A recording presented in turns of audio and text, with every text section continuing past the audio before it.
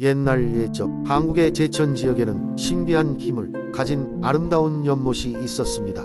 이 연못은 천상의 연못이라 불렸으며 현지 사람들은 이곳에 특별한 힘이 깃들어 있다고 믿었습니다. 그들은 이 연못에 얽힌 많은 전설과 이야기를 가지고 있었습니다. 어느 날 제천의 한 마을에 가난하지만 착한 심성을 가진 한 소년 준호가 살고 있었습니다. 준호는 매일같이 숲에서 약초를 캐며 가족을 부양하곤 했습니다. 그의 삶은 힘들었지만 그는 항상 웃음을 잃지 않았고 도움이 필요한 사람을 돕는 것을 좋아했습니다. 어느 봄날 준호는 더 멀리까지 약초를 찾으러 연못 근처로 가게 되었습니다. 거기서 그는 평소와 다른 이상한 기운을 느꼈습니다. 연못가에 도착했을 때 물의 표면에서 아름다운 빛이 반짝이는 것을 보았습니다. 그 빛은 마치 하늘에서 내려오는 것 같았고 준호는 그 광경에 매료되어 조심스럽게 연못 가장자리로 다가갔습니다. 그 순간 연못에서 섬세하고도 우아한 목소리가 들려왔습니다. 소년아, 내 마음의 순수함을 느꼈다네. 나와 이야기를 나눌 기회를 줄 수 있겠니? 준호는 당황했지만 용기를 내어 대답했습니다. 네, 물론입니다. 하지만 당신은 누구신가요? 연못의 물결이 부드럽게 움직이더니 물속에서 배옥같이 빛나는 여인이 나타났습니다. 그녀는 용왕의 딸이었고 연못에서 간간히 인간 세상과 교감하며 사람들의 마음씨를 살피고 있었습니다. 그녀는 준호에게 연못의 신비로움, 힘과 용왕의 이야기를 전했습니다. 연못의 물은 스스로를 칠하는 힘이 있으며 그것은 인간의 소원을 이루어 줄 유일한 매개체라는 것이었습니다. 하지만 그 힘을 사용하기 위해서는 진정한 마음과 순수한 영혼이 필요하며 욕심이 있거나 탐욕스러운 자는 그 힘을 절대 사용할 수 없다고 했습니다. 용왕의 딸은 준호에게 이 힘을 사용할 수 있는 자격이 있음을 설명하고 마을 사람들의 어려움을 해결하는 데 도움을 줄 수 있는 소원을 빌도록 제안했습니다. 준호는 깊은 고민에 빠졌습니다. 연못의 힘으로 마을 사람들을 도울 수 있는 기회를 얻었지만 그 소원이 이루어지게 되면 연못의 힘이 사라질 수도 있다는 부담감도 함께 느꼈습니다. 그는 여러 날을 고민한 끝에 연못의 힘을 사용하기로 결심하고 마을의 물과 식량이 풍족할 수 있도록 해달라는 소원을 빌었습니다. 그의 소원이 빌어지자 연못은 반짝이기 시작하고 그 후로 마을에는 마르지 않는 샘이 생기고 사계절 내내 풍요로운 작물이 자라게 되었습니다. 마을 사람들은 그 변화를 믿기 어려워했지만 곧 모두 행복하게 살 수 있었습니다. 준호는 그 후에도 연못 근처를 자주 찾았지만 용왕의 딸을 다시 만나지는 못했습니다. 그러나 그는 그 연못에 감춰진 비밀을 알고 있었고 그 비밀이 마을을 행복하게 했다는 것을 알면서 평생 잊지 않고 감사히 여겼습니다. 시간이 흘러 제천의 연못은 여전히 사람들에게 신비로운 장소로 남아있었고 준호의 이야기는 대대로 전해져 사람들의 입에서 입으로 전해졌습니다. 그리고 그 연못의 힘은 여전히 순수한 마음을 가진 이들을 기다리고 있었답니다. 두 번째 이야기. 아주 오래전 지금의 익산 지역에는 백암산이라는 신비로운 산이 있었다. 이 산은 빽빽한 숲과 맑은 겨울 그리고 많은 동물들이 서식하는 평화로운 땅이었다. 사람들은 이 산을 신성시하여 백암산의 수호자인 흰 사슴을 섬겼다. 백암산의 흰 사슴은 그 누가 보아도 은빛으로 빛나는 눈과 하얀 털을 가지고 있는 매우 아름다운 생명체였다. 그 사슴은 신비한 힘을 가지고 있어 산에 사는 사람들의 안녕과 풍요를 지켜주곤 했다. 백암산 일대에는 사슴의 전설이 이어져 내려왔다. 옛날 백암산 아래에는 작은 마을이 있었다. 이곳 사람들은 농사를 지으며 평화롭게 살았다. 하지만 어느 해 가뭄이 찾아와 마을이 큰 위기에 처하게 되었다. 농작물을 심었지만 비가 오지 않아 수확할 것이 없었다. 절박한 상황 속에서 마을의 장로들은 백암산의 수호자인 흰 사슴에게 도움을 청하기로 결심했다. 장로들은 산으로 올라가면서 각 집안의 가족들이 준비한 작은 재물을 들고 갔다. 정상에 도착한 그들은 백암산의 고즈넉한 숲속에서 흰 사슴의 빛나는 형상을 발견했다. 사슴은 조용히 장로들 앞에 나타나더니 부드러운 눈빛으로 그들을 바라봤다. 한참의 침묵 후 장로 중 가장 나이든 이가 무릎을 꿇고 간청했다.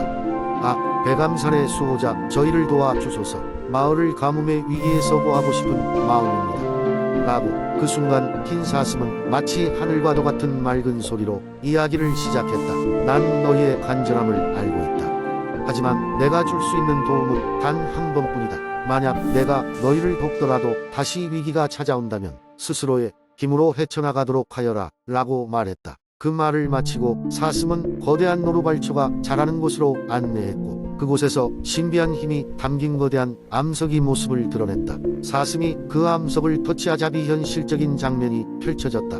하늘이 어두워지고 천둥 소리와 함께 비가 내리기 시작했다. 흡사 천상의 선물 같은 비가 하늘에서 쏟아져 내려와 마을을 적셨다. 이후로 마을은 곧바로 비옥한 땅이 되었고 사람들은 풍성한 수확을 할 수 있었다.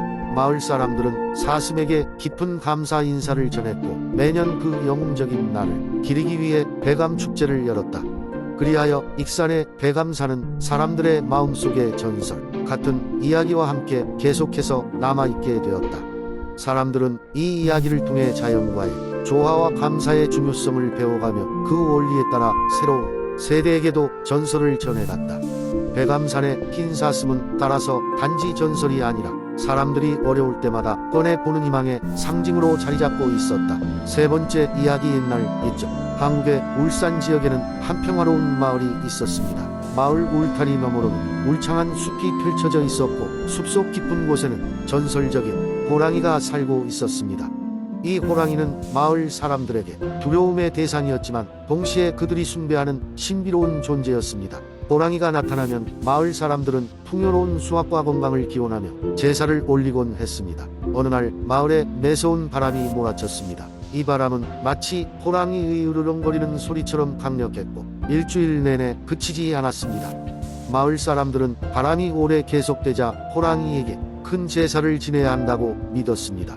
그래서 마을 원로들은 호랑이가 좋아하는 것으로 알려진 꿀과 산나물을 모아 숲의 제단에 올렸습니다. 그러나 바람은 멈추지 않았습니다. 오히려 더 거세져 수많은 집들이 바람에 날려갈 위험에 처하게 되었습니다. 이에 마을 사람들은 어쩔 줄 몰라하며 원로에게 도움을 구했습니다. 마을 원로 중 한 명인 할머니는 하늘을 보면서 중얼거렸습니다. 이건 호랑이의 경고야. 우리가 뭔가 잘못한 것이 틀림없다. 결국 마을의 한 젊은이가 자진하여 숲속 깊은 곳으로 들어가 호랑이와 대면하기로 결정했습니다. 그는 자신의 양어깨에 특별히 준비한 꿀과 산나물을 짊어지고 숲의 중심부로 들어갔습니다. 숲은 칠흑같이 어두운 데다 바람 소리가 귀를 멍멍하게 만들었습니다. 젊은이는 두려웠지만 마음을 다잡고 나아갔습니다. 얼마 지나지 않아 그는 거대한 바위 앞에 다다랐고 그곳에서 호랑이가 나타났습니다. 호랑이는 우람한 몸짓과 날카로운 눈빛으로 젊은이를 내려다보았습니다. 그 순간 젊은이는 조심스럽게 꿀과 산나물을 바위 앞에 내려놓으며 말했습니다. 전 마을에서 온 사람입니다. 우리는 바람 때문에 굉장히 많은 어려움을 겪고 있습니다. 이 모든 것이 우리의 잘못이라면 무엇을 고쳐야 하는지 알려주시고 너그럽게 용서해 주십시오. 호랑이는 가만히 젊은이를 응시하다 결국 고개를 끄덕였습니다. 그러고는 땅을 3번 발굽으로 굴렀습니다. 그 순간 바람이 멈추고 숲 전체의 평온이 깃들었습니다. 젊은이는 놀라움을 감출 수 없었지만 이내 호랑이에게 감사의 인사를 전했습니다. 그리고 마을로 돌아가 호랑이의 용서를 이야기했습니다. 그날 이후로 마을 사람들은 자연의 흐름과 조화를 이루기 위해 더욱 노력하게 되었고 마을은 다시 평화와 풍요로움을 누리게 되었습니다. 그리고 숲속 호랑이는 계속 마을을 지켜주고 있었습니다. 이 이야기 덕분에 울산의 바람은 예로부터 호랑이의 이야기로 전해지며 사람들에게 자연의 힘을 존중하라는 교훈을 주었습니다. 네 번째 이야기. 옛날 옛적 한국의 서해안에 위치한 신비로운 섬 신안에는 특별한 마을이 있었다. 이 마을은 수많은 작은 섬들로 이루어져 있었고 그 중에서도 가장 큰 섬을 중심으로 사람들은 서로 화합하며 평화로운 삶을 살고 있었다. 이 마을의 사람들은 바다를 통해 세상의 온갖 것들과 소통할 수 있는 특별한 능력을 가지고 있었다. 이들은 바다의 흐름과 파도, 바람의 소리를 통해 소식을 들었고 이는 마을의 조화로운 삶에 큰 기여를 했다. 매년 바닷길을 따라 신기한 여행자들이 마을을 찾곤 했는데 그들 중에는 자신의 전설적인 이야기를 남기고 간 이들도 많았다. 주인공은 이 마을에 사는 어린 소년인 민준이었다. 민준은 바다를 사랑하며 매일 아침 해가 떠오르기 전 수평선에서부터 바다의 소리를 들으려 해변을 걸었다.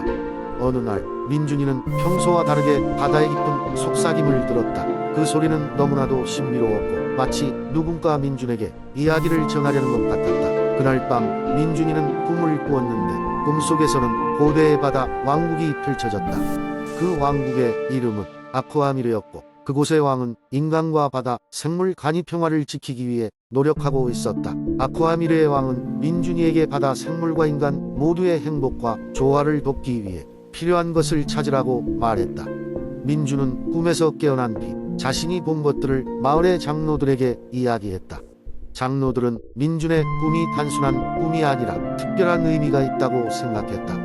민준은 그 다음 날부터 아쿠아미르 왕이 알려준 길을 따라 작지만 중요한 모험을 떠나게 되었다. 민준은 마을의 바다에서 가장 크게 빛나는 진주를 찾기 위해 여정을 시작했다. 그는 바닷속에서 만난 다양한 해양 생물들과 친구가 되었고 그들은 모두 민준이 진주를 찾을 수 있도록 도왔다. 특히 한때 길을 잃은 돌고래에게 도움을 받은 적이 있었는데 그 돌고래는 이후 민준의 든든한 여행 동반자가 되었다. 마침내 민준은 해적 깊은 곳에서 빛나는 거대한 진주를 발견했다. 그는 이 진주를 본 순간 이것이야말로 아쿠아미르 왕이 말한 바다와 인간의 조화를 위한 열쇠라고 확신했다. 진주를 마을로 가져온 민준은 주민들과 함께 진주에 담긴 의미를 탐구하기 시작했다. 진주는 단순한 보물이 아니라 사람과 자연이 함께 어울려 만들어낸 화합의 상징이었다. 이후로 신안의 마을은 이 진주의 힘을 통해 바다의 소리를 더욱 명확히 듣고 바다의 생물들과 더욱더 가까운 관계를 유지하게 되었다. 신안의 전설적인 이야기는 한국 전역에 퍼졌고 많은 방문객들은 이 특별한 이야기를 경험하기 위해 신안으로 찾아와 직접 바다의 소리를 경험하고자 했다. 민준은 그 후로도 계속해서 바다와의 교감을 이어가면서 새로운 세대들에게 이야기를 전하는